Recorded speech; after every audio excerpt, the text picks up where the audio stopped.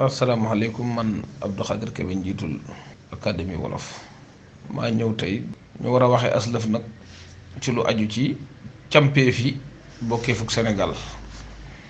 campeef yi bokkeefuk Sénégal nag buñ ko waxee mooy les institutions de la République du Sénégal.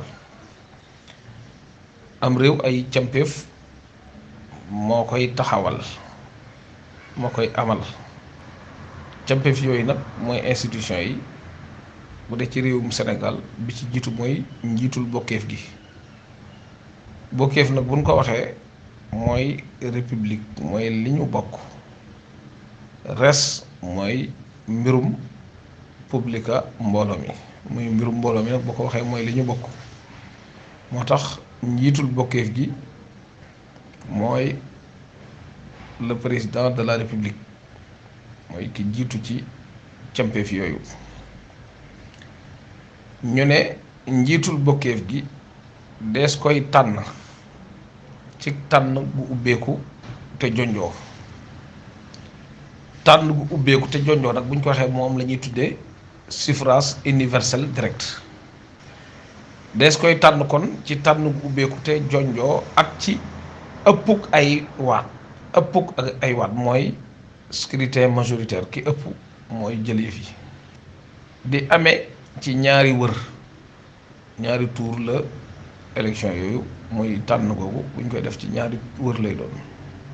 àppub ay gu njiitul bokkeef gi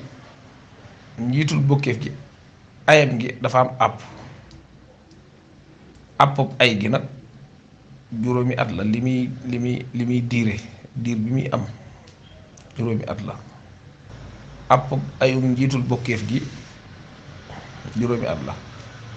su ko defee ñaareelu campeef ci campeef yooyu mooy pencum ndawi réew mi di assemblée nationale.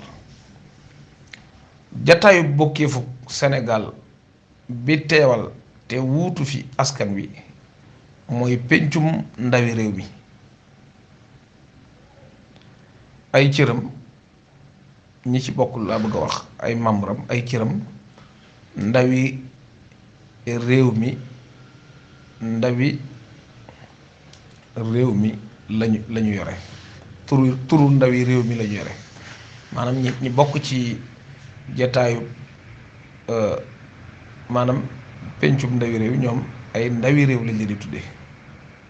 moo tax mu ne ay cëram turu ndawi réew mi lañu yor